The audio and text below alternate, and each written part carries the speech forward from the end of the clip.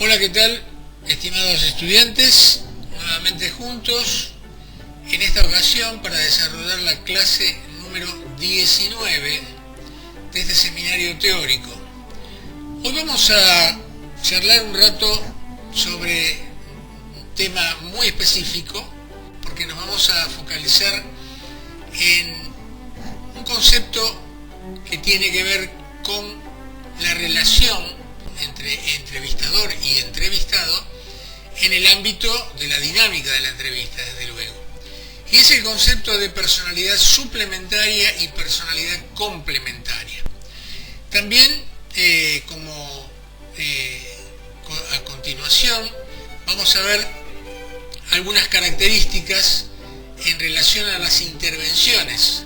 Justamente se relaciona con esto de la personalidad complementaria y suplementaria.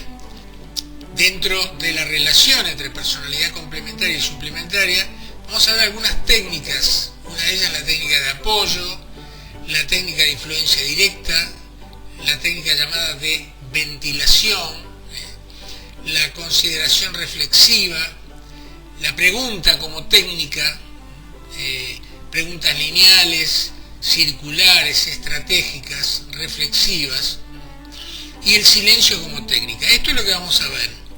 Estas últimas técnicas que mencioné obviamente se relacionan con esta idea de personalidad complementaria y suplementaria. Bien, ¿a qué nos referimos con esto? Por un lado, obviamente el entrevistado aparece frente a nosotros con un estilo de personalidad, con una estructura. Recuerden la diferencia entre estructura y estilo.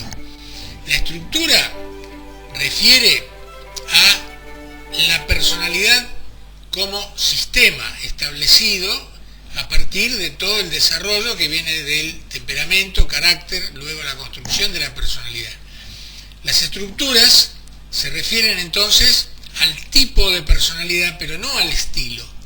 Hablamos de personalidades normales, en el sentido de personalidades sanas, no patológicas. Podemos hablar de personalidades neuróticas y podemos hablar de personalidades psicóticas o personalidades psicopáticas o perversas. Es decir, estas calificaciones tienen que ver con las estructuras. Esas estructuras son en parte modificables, en parte no modificables. Depende, pero tiene que ver con, llamémosle así, el armado en la que se sostiene la personalidad. Ese armado en una personalidad saludable tiene las características de una personalidad normal saludable, es decir, un reconocimiento de la realidad, control de impulsos, un equilibrio en el yo, etcétera, etcétera. Las estructuras de personalidad neurótica justamente son aquellas que tienen dificultades para manejarse en relación a la autocontinencia, el tema de los conflictos internos no resueltos, las relaciones de inmadurez respecto del entorno, respecto de los vínculos afectivos, los vínculos laborales, etc. Luego tenemos las patologías severas como la psicosis de tipo funcional, o psicosis reactivas, psicosis orgánicas, etc. Y luego también lo que conocemos como estructuras psicopáticas. Bien, dejemos por ahora esto que nos conduciría a entrar al terreno de las psicopatologías. Por otro lado están los estilos. Los estilos son variables, ya sabemos, remiten a distintas calificaciones, nosotros hemos visto los estilos de personalidad de Elia Ricón, llamadas pertinentes. Entonces decíamos, bueno, personalidad lógica, demostrativa, suspicaz y desconfiada, observadora no participante, etc. Es decir, son estilos. Dentro de las estructuras patológicas o no patológicas pueden aparecer todos estos estilos, uno u otro. Entonces, si tenemos una personalidad con un estilo demostrativo, supongamos, eso no va a modificarse obviamente durante la entrevista, ni durante la entrevista ni fuera de la entrevista, porque la personalidad está ahí de manera estable. Pero por otro lado, tenemos la personalidad del entrevistador, que tampoco va a variar obviamente. Ahora, hay una cuestión central. ¿Cuál es? En el momento de la entrevista, lo que se pone en el juego son roles que tienen que estar diferenciados. Hay una demanda y hay una oferta. Esa demanda, para que se consolide, para que se realice la entrevista, puede provenir de parte del entrevistado o de parte del entrevistador. Muy bien. Ahora bien, la personalidad del entrevistador, del profesional, del trabajador social, al momento de ponerse en juego en la dinámica de la entrevista, debe preservar el rol, es decir, no debe interferir negativamente con el rol. Y acá es donde entra este tema de personalidades suplementarias o complementarias. Cuando aparecen dos personalidades similares, vamos a tomar un ejemplo, si ustedes quieren, extremo o simplemente caricaturesco, como para entender el tema.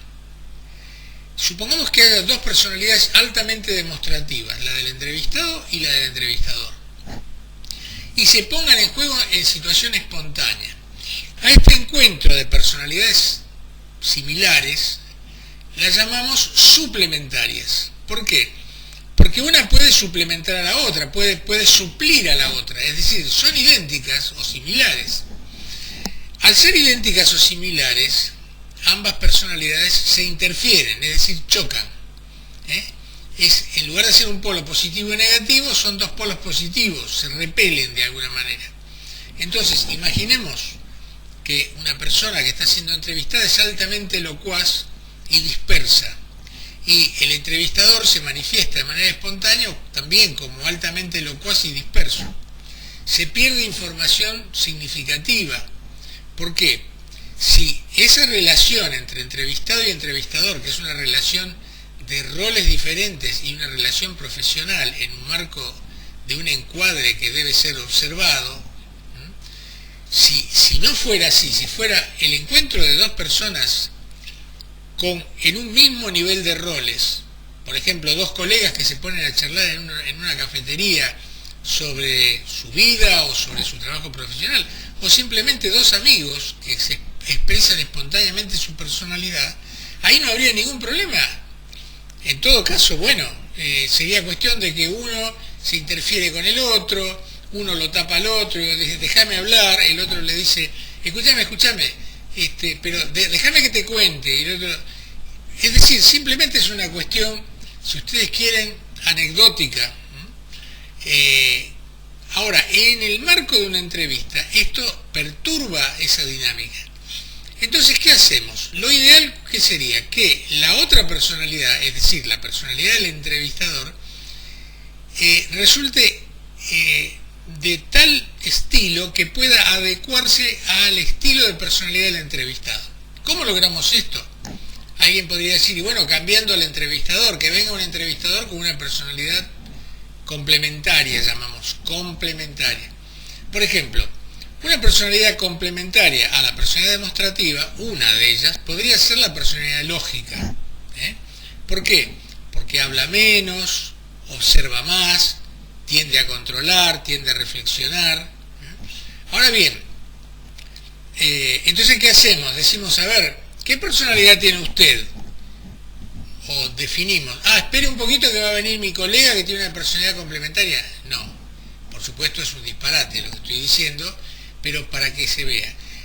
La solución es justamente a partir de aplicar una técnica profesional, que es, primero, el entrevistador, el profesional, durante los primeros minutos de la entrevista, si es que ya previamente no lo hizo a través de la preentrevista, tiene que hacer un diagnóstico ad hoc, un diagnóstico en el momento, un diagnóstico presuntivo, de cierto estilo de personalidad del entrevistado, que se va viendo con la experiencia profesional a los pocos minutos, e ir adecuando, como el actor de teatro, ir actuando una personalidad que no es la de él, sino que va buscando estilos, actúa estilos para poder complementar la personalidad del entrevistado.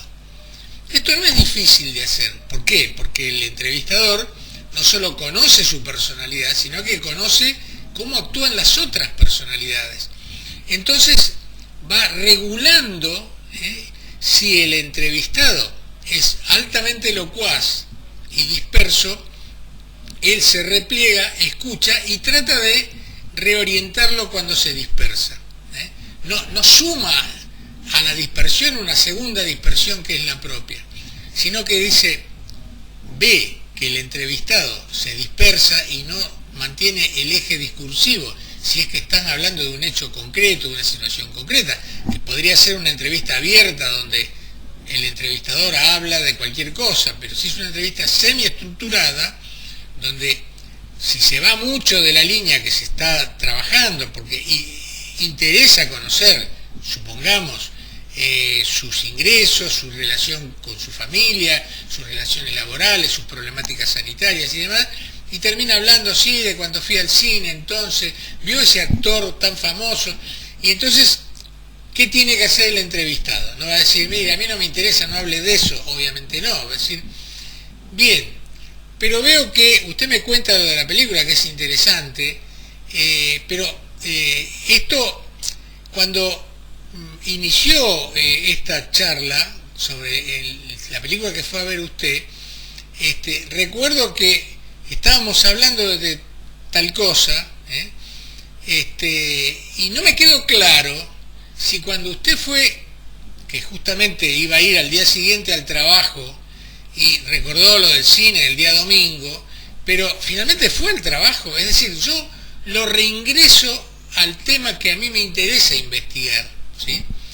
Obviamente, si yo percibo que hablando del cine, que fue el día anterior y demás, está transmitiendo una información significativa, lo dejo, pero quizá justamente esa dispersión tiene que ver con un estilo de personalidad por un lado, o con un comportamiento preconsciente o no consciente, para apartarse de una temática que lo compromete, que lo angustia, que le genera inquietud y demás, entonces prefiere hablar del cine.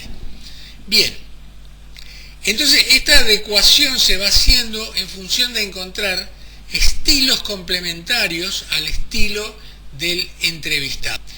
Las personalidades complementarias y suplementarias son espontáneas, pero en este caso nosotros actuamos personalidades complementarias, como el actor del teatro, insisto. Muy bien, dicho esto, entonces, vamos a completar esta breve clase de hoy con los estilos de intervenciones y actuaciones durante la entrevista.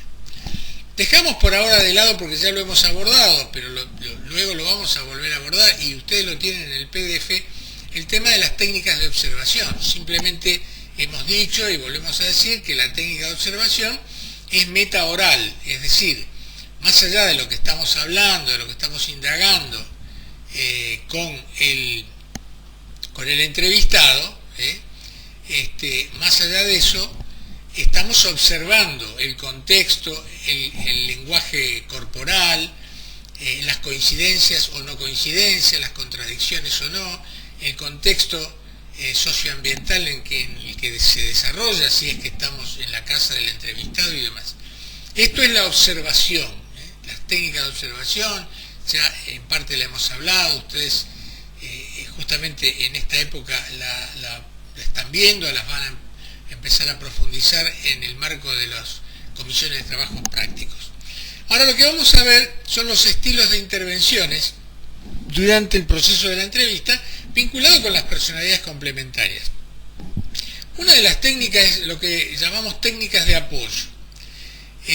Cuando la persona está hablando sobre un problema que tiene o contando una situación, el entrevistado manifiesta un particular interés, una escucha, una escucha atenta, y lo va acompañando, por ejemplo, en la técnica de apoyo diciendo, bueno, de todas maneras, tranquilícese, a ver, cuénteme, o por ejemplo, con intervenciones tales como, claro, no entiendo, debió haber sido complicada esa situación. Sí, obviamente, entiendo que usted habrá estado en ese momento muy angustiado. Bueno, supongamos que la persona se pone mal contando lo que cuente y de pronto llora o se deprime, dice, no se preocupe, exprese el sentimiento, porque es lógico. ¿Cómo no se va a sentir mal con lo que está contando? Lo entiendo perfectamente. Estas son técnicas de apoyo. Después están lo que llaman técnicas de influencia directa. Es decir, en este caso el entrevistador expresa, hay que tener mucho cuidado con esto obviamente, expresa ciertas opiniones que pueden ser útiles para continuar con la interacción, una orientación sobre el... Y por ejemplo, ¿usted no probó hacer tal cosa? Porque por lo que usted me cuenta, si intentara, por ejemplo, volver a hablar con su jefe, podría ser interesante porque ahí se, digamos, solucionaría un prejuicio que está en juego y usted no sabe, quizá él tenga un pensamiento distinto. ¿Por qué no prueba? Es decir, esto sería de alguna manera un asesoramiento, un apoyo, pero hay una influencia directa, o expresar su opinión. ¿Por qué cree usted que es tan malo lo que está diciendo? Y porque tal cosa, pero usted no lo piensa así. No, la verdad que no. ¿Y quién lo piensa así? No, lo piensa mi vecino. Bueno, pero es el pensamiento de su vecino. ¿Por qué tendría que ser malo si tal cosa? Es decir, con cuidado, obviamente, de no producir una opinión de tipo directa y directiva de alguna manera que pueda presionar de manera improcedente al entrevistado. Pero sí es pertinente poder dar una opinión en tanto es simplemente una visión diferente a la que en ese momento está manifestando el entrevistado y que quizá en el fondo lo ayude a relativizar lo que está diciendo. Nunca, por supuesto, decir, no, pero lo que usted está diciendo no tiene sentido, porque la verdad es esta otra. Obviamente no de esta manera, porque sería absolutamente antiprofesional y absolutamente improcedente. Tenemos otra técnica que se llama de ventilación, que es, de alguna manera, es como entre comillas, un aliento, un permiso, una motivación para expresar sentimientos y emociones. Particularmente el concepto de ventilación a veces puede ser, no puede expresar tan claramente a dónde apunta, ¿no? Hay que generar un clima de confianza y promover la reflexión, y en ese sentido, como decíamos hace un rato, decir, por ejemplo, bueno, pero lo veo angustiado y es como que usted no se permite llorar, quizá le dé vergüenza, pero ¿por qué no? Si es un sentimiento absolutamente pertinente. No veo el motivo por el cual usted no se permita llorar, o sí hay algún motivo. Es decir, de alguna manera yo estoy diciéndole, dándole, comillas, permiso para que pueda expresar sus sentimientos. La llamada consideración reflexiva apunta a que el entrevistado piense sobre su situación social, económica, educacional y demás. Es decir, algo así como que cuando el entrevistado está hablando a partir de anécdotas, y bueno, pero, a ver, todo lo que usted me fue contando, ¿cómo se relacionaría con su proyecto de vida que cuando hablamos la vez pasada usted me decía, va en contra, va a favor, usted siente que está aportando cosas en una misma dirección? ¿Por qué no hablamos un poco de esto? Es decir, estamos trabajando reflexivamente, reflexionar, siempre manteniendo un alto respeto a partir de la escala de valores del entrevistado. No se trata de adoctrinar al entrevistado, decir esto es mejor, sino justamente proponer una reflexión sobre las mismas cosas que dice el entrevistado, sin salirse de la escala de valores del entrevistado. Eso es muy importante. Y acá viene una técnica que es una técnica muy, muy frecuente dentro de las, por ejemplo, no solamente de la entrevista de trabajo social, sino en las psicoterapias, por ejemplo, que es la pregunta como técnica. Es decir, ahí no hay reflexión, opinión, es una pregunta. También en el periodismo, la pregunta y la repregunta.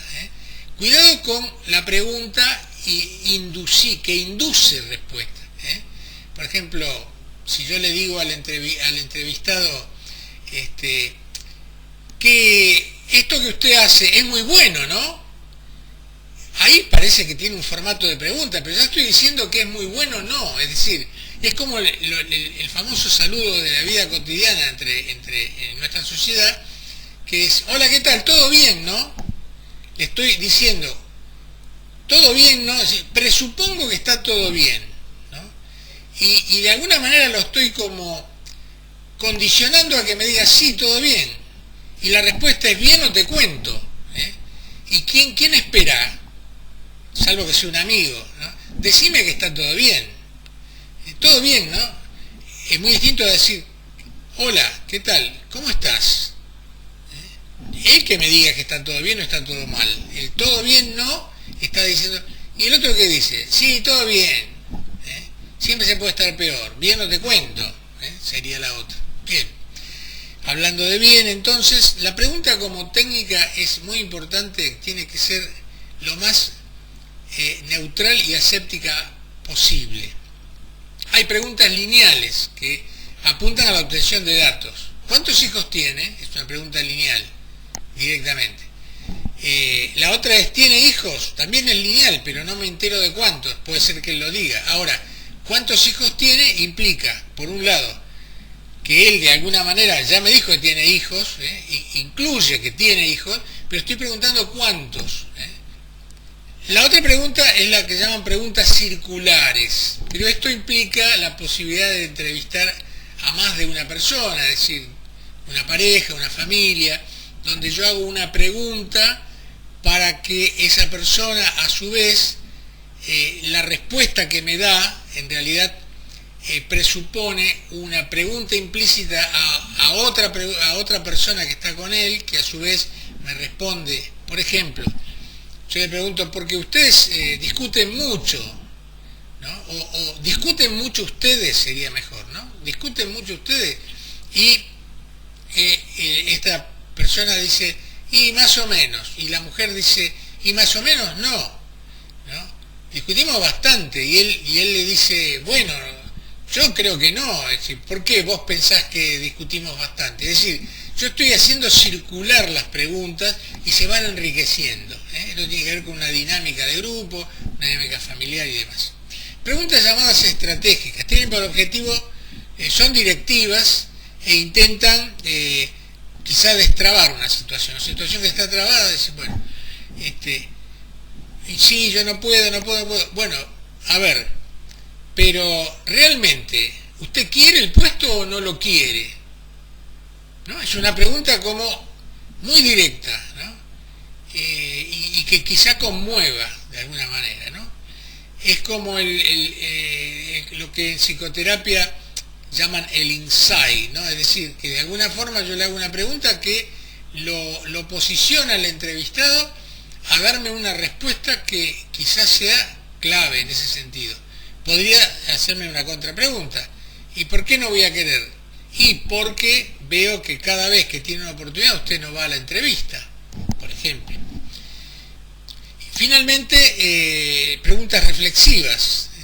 Buscan generar nuevas alternativas. Ustedes ven como, bueno, hay zonas grises ahí, ¿no? Por ejemplo, frente a una serie de comentarios que hace el entrevistado, uno puede decir, por ejemplo, pero no entiendo bien si todo eso que usted me cuenta finalmente le va a reportar algún beneficio económico, dado que usted dice que lo más importante es lo económico. No entiendo bien. Es decir, yo me hago cargo de no entender para que él me explique.